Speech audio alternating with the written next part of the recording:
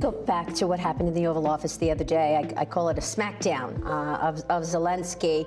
It looked really rough, but then again, at the end of the day, you may have your deal back. So was that all the art of the deal? Or what specifically ticked you off? Well, you know, he was able to, it was like taking candy from a baby, what he did. He's a smart guy, and he's a tough guy.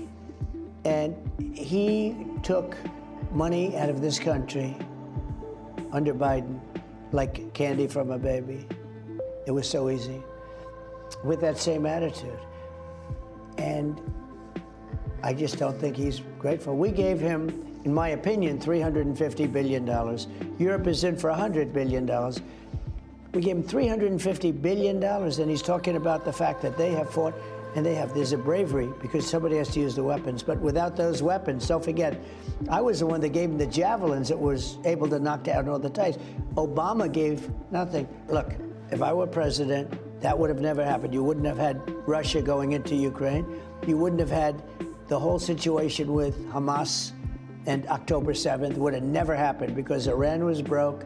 They had no money. They weren't giving it to Hamas or Hezbollah or anybody else.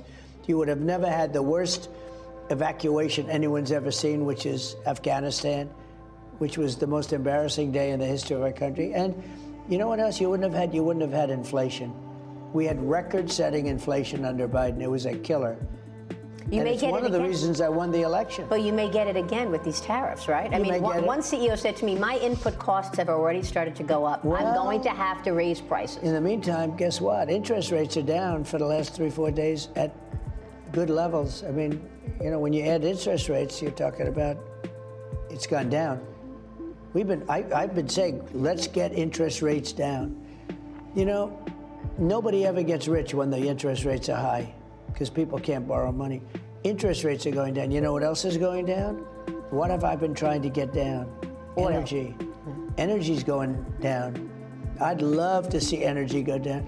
You know, energy is really what caused it. They screwed up my energy. I had the most energy, and they screwed it up. Then they went back to it. It was going through the roof. They went back to some drilling, but it was gone. It was hopeless. It was lost. But energy's gone down, and interest rates have gone up over the last week. That's a big thing. I love that. Do you expect Zelensky to come back? Do you expect to do that rare earth minerals deal? Yeah, I think so. I think it'll happen. Are you sure there's the content that you think there is there? Because some people were questioning if, in fact, there is the, you know, the titanium and the lithium, all those the rare earth minerals. You think it is rich with those things? Well, I do. I mean, I've had it checked. By the best. It's very valuable. But with all that being said, Biden should have never put up $350 billion. He should have equalized with Europe. All he had to do is say, you got to stay even with us. They're in for 100, we're in for 350. How does that? And we have an ocean in between us, right? We're not in the danger that they are. They are in much greater danger, if you call it danger. He should have never done that. You know the other thing with Europe that bothers me? They've given Russia more money, by far, for buying their oil than they put into Ukraine. So they're paying all this money to Russia, and we're in there for $350 billion. Biden should have never done that. I spoke with the president of Poland the other day. President Duda has great respect for you. Yeah. And I said to him, you know, what if the U.S. walks away and stays away? Here's what he said. Without the United States, do you believe that Europe is capable of offering meaningful security to Ukraine? I would like to believe it, but experience to date shows that this has not been the case. The entire history so far of the last 3 years of the war shows that without American support, Ukraine will not survive. Are you comfortable with that?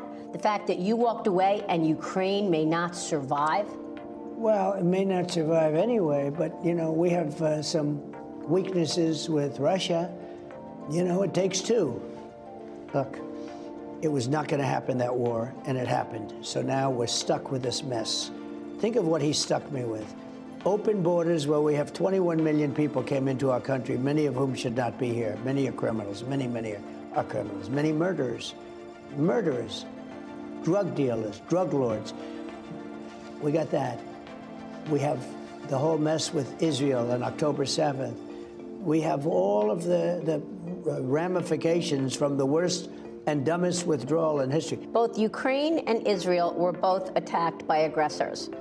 Is America treating both countries similarly? Are they treating the aggressors similarly? I think so. Look, they're Are very you favoring one over the other? They're very different places, okay? Very, very different. You're talking about different levels of power. You're talking about different parts of the world. The Middle East has been under attack forever. It's been, you look, when wasn't it under attack? And then we came along and did the Abraham Accords, which was unheard of. Have you been as tough on Russia as you've been on Hamas? I mean, what do you want to say to Well, critics? I've been much tougher because I haven't done to Hamas. That's been Israel that has to do to Hamas. But Israel does tell me what's going on. I think I've been very tough to Russia. Tougher than anybody's ever been to Russia, if you think about it. First of all, we had the Russia hoax, which was a very bad thing, could have led to a war.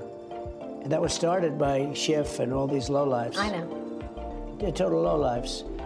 And it was a fake deal, the 51 intelligence agencies. I took all their passes away. They can't participate anymore. These guys know it came from Hunter Biden's laptop from hell, which came from his bathroom and/or his bedroom, okay? Not a pretty sight. But this was a Hunter Biden thing. They said it was from Russia. No, I've been very tough. Remember this, I'm the one that stopped the Russian pipeline, Nord Stream 2. I stopped it. Biden came in and he approved it. I'm the one that put sanctions on Russia. I'm the one that gave the javelins against Russia. No, I've been very tough, but I got along well with Putin. And because I got along well, they say, he's so... Nobody's ever been... Putin would be the first to say it. Nobody's been tougher than Trump. And Biden hasn't been tough. Biden's done nothing.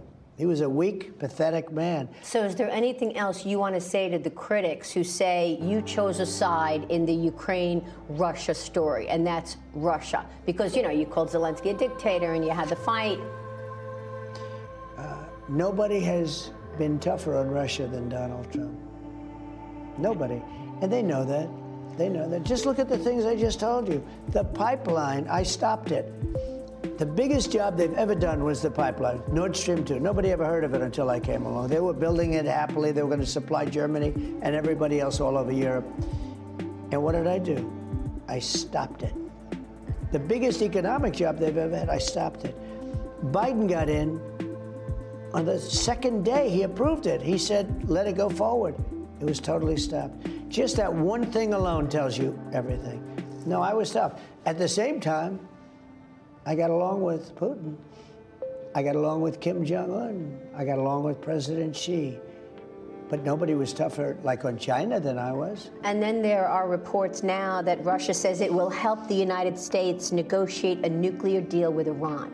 What kind of a deal with Iran do you want to do? You said they cannot have a nuclear weapon. Yeah. Well, there are two ways Iran can be handled, militarily or you make a deal. I would prefer to make a deal, because I'm not looking to hurt Iran. They're great people. I know so many Iranians from this country. Well, not the leadership. No, not the leadership. The people. They're very evil people. No, but the people of Iran are great people. But they had a tough regime, and they'd meet and they'd be shot in the streets. I mean, it was a tough deal. But I would rather negotiate a deal. I'm not sure that everybody agrees with me, but we can make a deal that would be just as good as if you won militarily. But the time is happening now. The time is coming up. Something's going to happen one way or the other. I hope that Iran, and I've written them a letter saying, I hope you're going to negotiate, because if we have to go in militarily, it's going to be a terrible thing for them. You wrote a letter to the Khomeini? Yes. When did you send the letter? Yesterday. And you said you better negotiate, or we want you to negotiate? I didn't say you better. I said, Okay. I hope you're going to negotiate, because it's going to be a lot better for Iran. And I think they want to get that letter.